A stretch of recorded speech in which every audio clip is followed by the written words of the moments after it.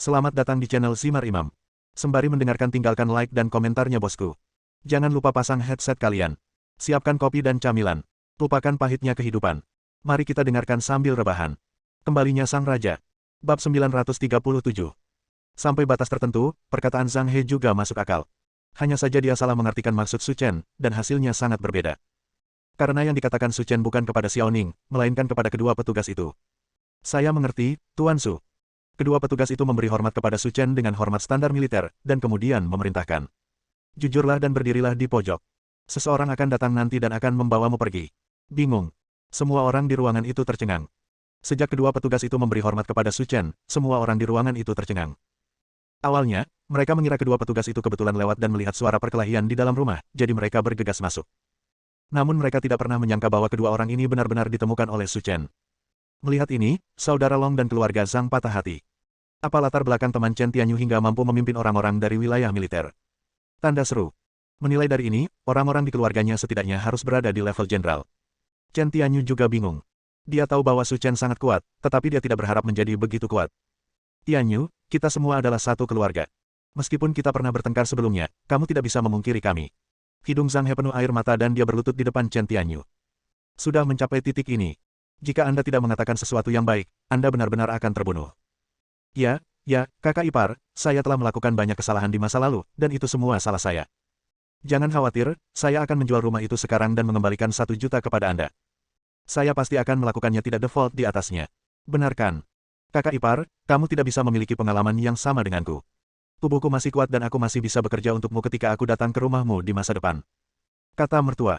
Aku tidak melihatmu mengatakan itu tadi, jadi tidak ada lagi yang perlu dibicarakan di antara kita. Keluarga Zhang tampak pucat seperti disambar petir. Saat ini, jika Chen Tianyu tidak menjadi perantara untuk dirinya sendiri, maka kamu benar-benar akan mati. Tianyu, jika kamu tidak melihat wajah biksu dan wajah Buddha, meskipun itu demi anak itu, kamu tidak dapat melakukan apapun padaku. Pada saat terakhir, Zhang He muncul dengan kartu asnya, dan ekspresi Chen Tianyu juga sedikit terguncang. Bagaimanapun, apapun yang terjadi, anak itu tidak bersalah. Jangan ragu, anak ini bukan milikmu. Konyol. Chen Tianyu menatap Su Chen dengan tidak percaya. Bos, apa katamu? Kamu bilang anak ini bukan milikku. Ya, kalau tidak percaya, kamu bisa pergi ke rumah sakit untuk tes garis ayah. Aku tidak perlu berbohong kepadamu tentang hal semacam ini. Omong kosong apa yang kamu bicarakan? Aku bekerja keras untuk melahirkan anak untuk Tianyu, dan kamu sebenarnya mengatakan bahwa dia bukan anak Tianyu. Kamu percaya atau tidak? Aku menyuruhmu berbohong. Zhang He meraung keras, seperti orang gila. Anak di depannya adalah sedotan terakhir yang menyelamatkan nyawanya. Jika dia tidak bisa menangkapnya, dia akan dikutuk. Kamu terus mengatakan bahwa anak itu adalah anak Tianyu, maka kita bisa melakukan percobaan. Jika hasil identifikasi menunjukkan bahwa anak itu memang anak Tianyu, saya akan melepaskanmu dan memberimu sebuah villa untuk masa pensiunmu. Aku akan melakukannya. Apa pendapatmu tentang menggantungmu di langit-langit? Kamu. Wajah Zhang He pucat dan dia tidak bisa mengucapkan sepatah kata pun. Dia tidak berani menyetujui Su Chen, karena anak ini memang bukan anak Chen Tianyu. Ketika aku masih kecil, aku terus bergaul dengan kakak Long dan akhirnya dia hamil. Tetapi saudara Long tidak mau mengambil tanggung jawab, jadi dia meminta Chen Tianyu untuk mengambil alih, dan itulah yang terjadi hari ini. Melihat ekspresi Zhang He, Chen Tianyu segera mengerti apa yang sedang terjadi. Ekspresi wajahnya seperti binatang buas. Dia menendang Zhang He seolah dia akan membunuhnya. Dasar sepupu bau, kamu telah berbohong padaku selama bertahun-tahun, aku akan membunuhmu. Jangan berkelahi, Tianyu, aku tidak bermaksud berkelahi, jangan berkelahi. Jika kamu tidak mengambil alih saat itu, seluruh hidupku akan berakhir, dan orang-orang pasti akan mengkritikku. Aku menyuruhmu untuk lumpuh. Aku telah menipumu selama lebih dari 2 tahun. Kuharap aku bisa mengalahkanmu sampai mati. 10 menit kemudian, Chen Tianyu tampak lelah karena pemukulan dan berdiri di sana terengah-engah, tetapi terlihat bahwa kemarahan di hatinya belum hilang. Saat ini, Zhang He telah dipukuli hingga tak bisa dikenali lagi. Oke, aku tidak bisa mendapat masalah dengan orang seperti itu, ayo pergi. Su Chen berbicara, tetapi Chen Tianyu tidak berani untuk tidak mendengarkan, jadi dia mengikutinya keluar. Apa yang harus kita lakukan terhadap orang-orang ini? Xiao Ning bertanya dengan santai. Bukankah aku baru saja mengatakan itu? Dikatakan. Xiao Ning tertegun dan memikirkan dengan hati-hati tentang apa yang Su Chen katakan tadi. Tiba-tiba, Xiao Ning sepertinya memikirkan sesuatu, dan dia membeku di tempat.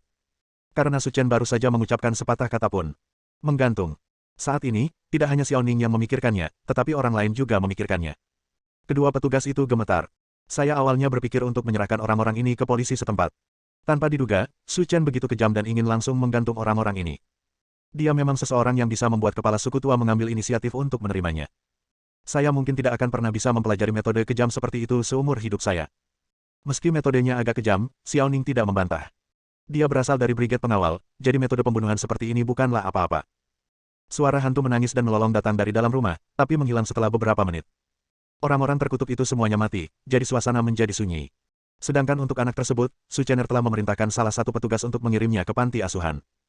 Bagaimanapun, dia masih tidak mengerti apa-apa, dan masalah ini tidak ada hubungannya sama sekali dengan dia. Kesalahan yang dilakukan orang dewasa tidak bisa ditanggung oleh anak-anak. Inilah prinsip Su Chen dan intinya. Bos Su, terima kasih. Di dalam mobil, Chen Tianyu memeluk Su Chen erat dan menangis. Emosi yang tertekan di dalam hatinya terlalu besar, dan akhirnya pada saat ini, semuanya terlepas. Kebangkrutan keluargamu bukan karena manajemen yang buruk. Aku ikut bertanggung jawab, jadi aku berhutang budi padamu pada keluarga Chen. Bos Su, kamu. Kata Chen Tianyu tidak percaya. Kamu mungkin tidak bisa mempercayainya, tapi masalah ini memang disebabkan olehku. Ada beberapa hal yang harus aku selesaikan di sini di Yanjing. Setelah aku selesai menangani masalah ini di sini, aku akan pergi ke Linyang bersamamu. Keluarkan orang tuamu penjara dan biarkan keluarga Chenmu mendapatkan kembali kejayaannya. Chen Tianyu tidak tahu mengapa Su Chen mengatakan bahwa kebangkrutan keluarga Chen ada hubungannya dengan dia. Namun, Su Chen berjanji untuk mengembalikan kejayaan keluarga Chen, yang membuat Chen Tianyu sangat bersemangat. Awalnya saya berpikir bahwa saya akan menjadi pedagang kaki lima selama sisa hidup saya, tetapi saya tidak menyangka hari seperti itu akan datang. Bab 938. Bos Su, terima kasih. Chen Tianyu menangis karena rasa terima kasih. Hanya itu yang harus saya lakukan, dan itulah yang pantas diterima keluarga Chen Anda. Karena itu, Su Chen menelepon Xiao Ning dan untuk sementara mengatur tempat tinggal Chen Tianyu. Dia akan melakukan sesuatu nanti dan tidak akan bisa membawa Chen Tianyu bersamanya. Setelah menetap dengan Chen Tianyu, Su Chen dan rombongannya berjalan menuju kedai teh yang telah disepakati. Lacrosse Tea House, tempat favorit di kalangan kelas atas Yanjing. Bukan karena apa-apa lagi, hanya karena teh di sini tidak tersedia di pasaran. Semua disediakan khusus oleh pihak pusat. Oleh karena itu, jika ingin minum teh di sini, biayanya harus cukup. Karena sepoci teh termurah di sini bernilai 100.000 koin Tiongkok, kebanyakan orang tidak mampu dan tidak mampu membelinya.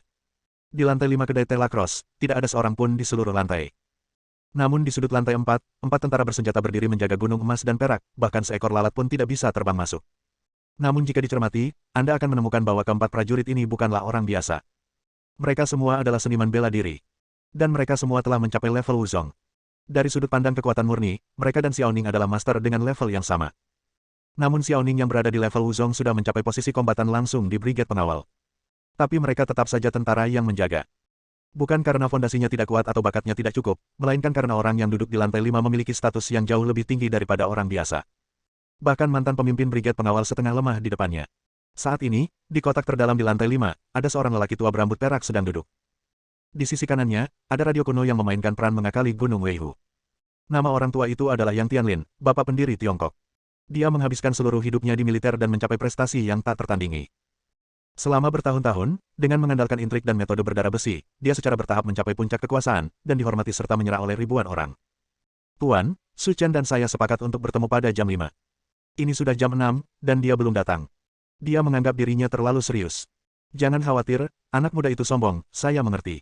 Tetapi jika kamu sombong, kamu juga harus menimbang berat badanmu. Menghancurkan brigade pengawal sendirian, menurutmu itu cukup berat. Rongjiang terdiam beberapa saat. Dia telah mendengar beberapa rumor tentang Su Chen, tetapi kebanyakan dari mereka adalah tentang kesombongan dan kesombongannya, jadi dia selalu tidak puas dengan Su Chen.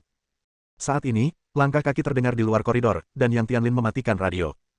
Secara kebetulan, saat ini, Su Chen juga masuk dari luar. Tapi Xiao Ning tidak mengikuti. Dia tidak memenuhi syarat untuk ikut serta dalam percakapan tingkat ini. Benar saja, sejak zaman kuno, pahlawan telah muncul sejak muda.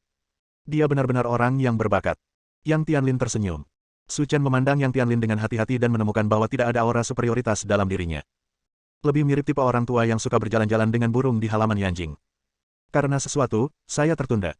Su Chen menjelaskan alasannya dan berkata, kita sudah duduk di sini, jadi mari kita bicara langsung ke intinya. Hei, dia masih muda marah. Yang Tianlin berkata, kalau begitu, aku tidak akan berputar-putar denganmu.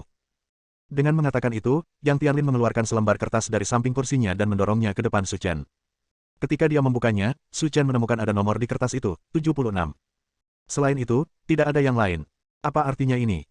Dari kehancuran brigade pengawal hingga sekarang, total 76 sekte telah memasuki dunia sekuler, dan mereka semua telah menemukan kerjasama keluarga di dunia sekuler dalam waktu yang sangat singkat. Ucapkan setengah kalimat dan tinggalkan setengah kalimat, pemikiran khas kepemimpinan. Sedangkan untuk paruh kedua kalimat, biarkan orang-orang di bawah ini berpikir sendiri.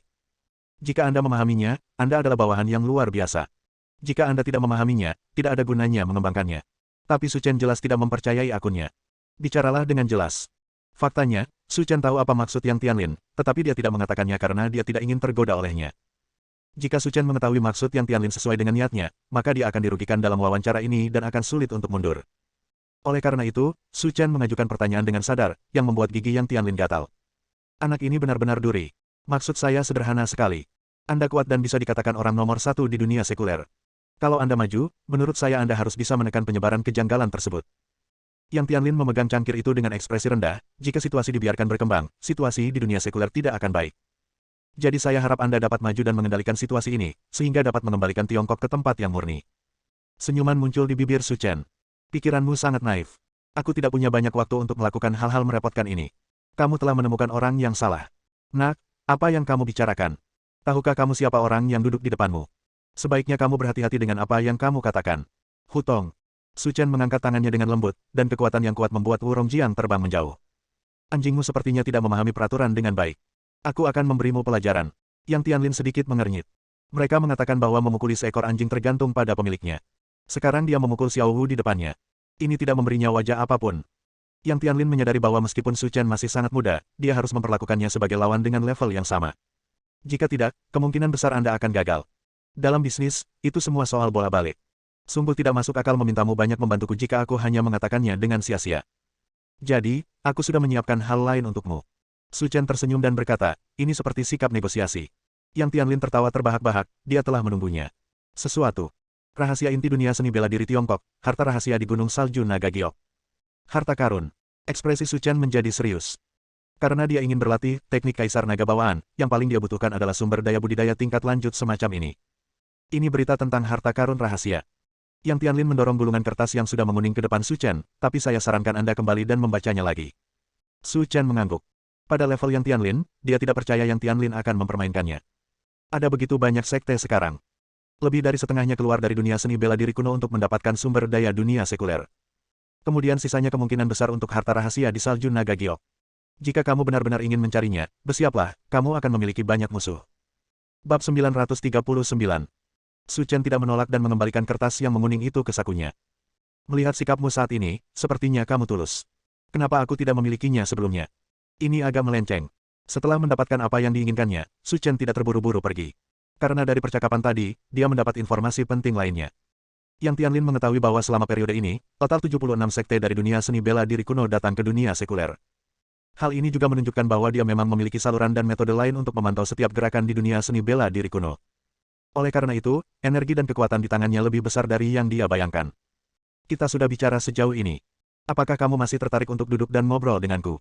Pasti ada hal lain yang ingin kamu sampaikan kepadaku. Su Chen mengangguk, saya tidak ingin membelinya. Saya ingin menggunakan kekuatan Anda untuk memeriksa sesuatu. Katakan saja padaku apa yang ingin kamu periksa, kata Yang Tianlin dengan sangat murah hati. Sederhana sekali. Ini adalah catatan masuk dan keluar dunia seni bela diri kuno dalam 20 tahun terakhir. Anda ingin menyelidiki orang-orang dari dunia seni bela diri kuno hingga dunia sekuler. Itu benar. Yang Tianlin tidak langsung menjawab, tetapi berpikir keras. Karena ketika dia mencapai level ini, dia harus berhati-hati setiap kali mengambil keputusan. Bagaimanapun, Su Chen bukanlah orang biasa. Tetapi Yang Tianlin berpikir lama dan tidak memahami maksud Su Chen, karena itu adalah masalah sepele dan sepertinya tidak memiliki nilai guna. Oke, karena kamu sudah bertanya padaku, aku tidak punya alasan untuk tidak setuju. Kebetulan aku punya waktu sekarang dan bisa pergi bersamamu. Kuharap aku bisa memilikinya. Di akhir perbincangan, keduanya bangkit dan keluar dari kedai Telacross, lalu naik kendaraan off-road bermerek militer dan melaju menuju pinggiran Yanjing. Akhirnya, kendaraan off-road tersebut berhenti di depan gerbang pangkalan militer rahasia. Saat melihat plat nomornya, kedua penjaga yang menjaga pintu tidak berkata apa-apa dan buru-buru membuka pintu agar kendaraan off-road itu lewat. Dua orang terakhir turun dari bus di depan pintu gedung berlantai 3. Ayo pergi, yang kamu inginkan ada di dalam. Yang Tianlin berkata dengan serius. Selain catatan masuk dan keluar dunia seni bela diri kuno, ada rahasia militer lain di dalamnya, jadi saya hanya bisa mengizinkan Anda masuk selama setengah jam. Cukup, terima kasih. Di bawah kepemimpinan Yang Tianlin, keduanya pergi ke ruang rahasia di lantai 2 bawah tanah. Pintunya terbuat dari besi cor, tebalnya setengah meter menurut pemeriksaan visual, tidak bisa dibuka hanya dengan tenaga manusia. Tetapi melihat seluruh Tiongkok, hanya ada 3 orang yang memiliki kunci pintu tersebut, dan Yang Tianlin adalah salah satunya. Ini menunjukkan betapa kuatnya dia di Tiongkok. Setelah berjalan lebih dari 1 menit, Yang Tianlin dan Su Chen berhenti di depan rak buku yang berdebu. Semua yang kamu inginkan ada di sini. Su Chen melirik sekilas dan berkata, saya ingin menemukan file dari 19 tahun yang lalu. Yang Tianlin menunjuk ke tengah lantai 3 rak buku seolah sedang menghitung harta karun, ada di sana. Hati-hati saat melihatnya. Barang bisa mudah pecah jika dibiarkan terlalu lama. Tahu. Dia meniup debu dan mengambil file di atas. Lin Ruohan sekarang berusia 24 tahun, dan kontingensi bintang 7 di belakangnya dibentuk ketika dia berusia 5 tahun. Dengan kata lain, lelaki tua misterius di masa lalu datang ke dunia sekuler dari dunia seni bela diri kuno 19 tahun yang lalu. Jadi di file ini mungkin ada berita yang Anda inginkan. Su Chen berusaha keras mengingat informasi tentang percakapan dengan Lin Tongwei saat itu. Mereka bertemu dengan lelaki tua misterius itu pada musim gugur 19 tahun yang lalu, yaitu pada bulan Oktober. Jadi jika Anda ingin mencari tahu tentang dia, Anda harus menggulir ke depan. Tapi Su Chen membalik-balik seluruh file dan menemukan bahwa tidak ada informasi berguna di dalamnya. Hanya satu sekte bernama Menara Shifeng yang datang ke dunia sekuler sepanjang tahun, dan kembali dalam waktu kurang dari 2 hari. Tidak ada yang mencurigakan tentang hal itu. Selain itu, di file tersebut tertulis dengan jelas bahwa sekte bernama Menara Shifeng ini merupakan sekte tingkat pertama. Di dunia seni bela diri kuno, mereka adalah makhluk tingkat terendah. Su Chen tidak berpikir bahwa mereka memiliki kemampuan untuk menciptakan situasi fatal bagi Lin Ruohan. Dan 2 hari saja tidak cukup. Memikirkan hal ini, Su Chen mengambil beberapa file tambahan dan memeriksanya dengan cermat. Namun diketahui bahwa pada tahun-tahun itu, sebagian besar sekte yang muncul dari dunia seni bela diri kuno adalah sekte tingkat pertama.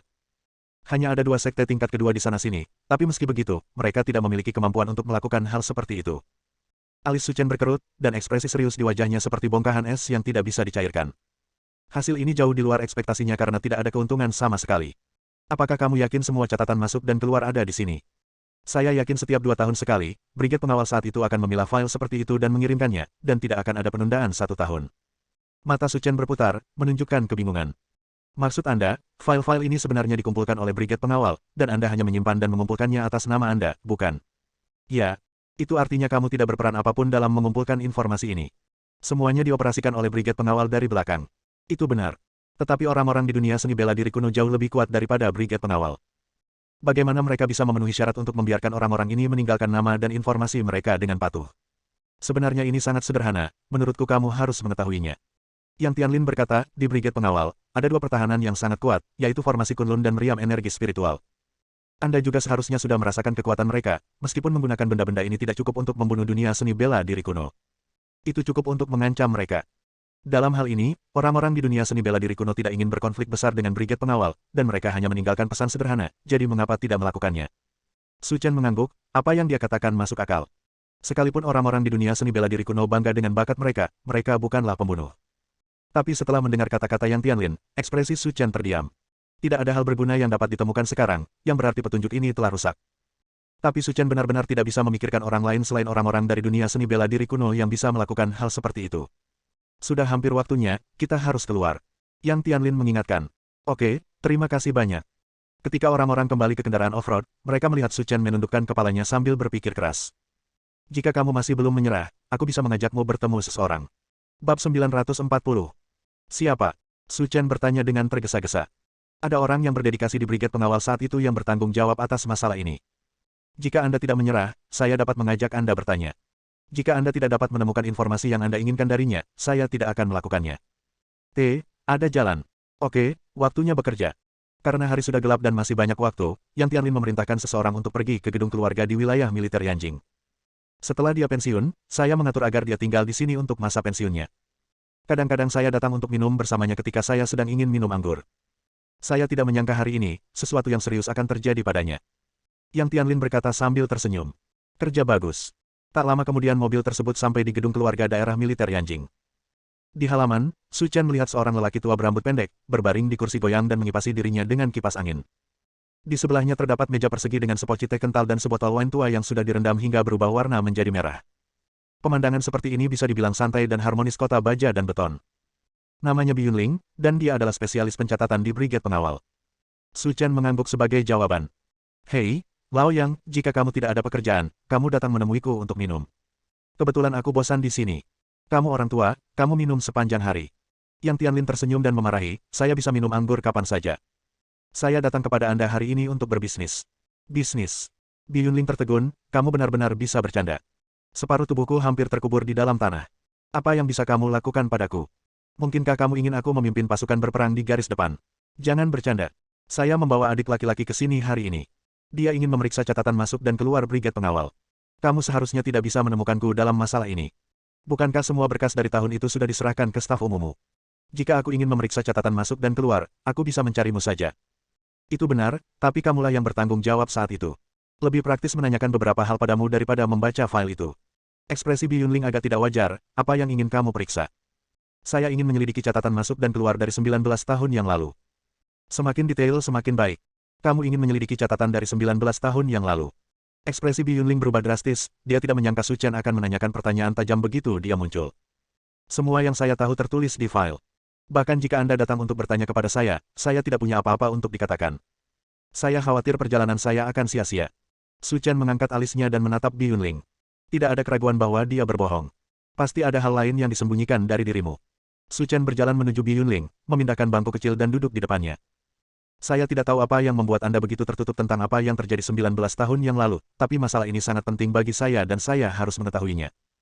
Sambil mengatakan itu, Su Chen mengambil toples anggur obat dari meja persegi dan berkata dengan berani. Apakah kamu tidak suka minum?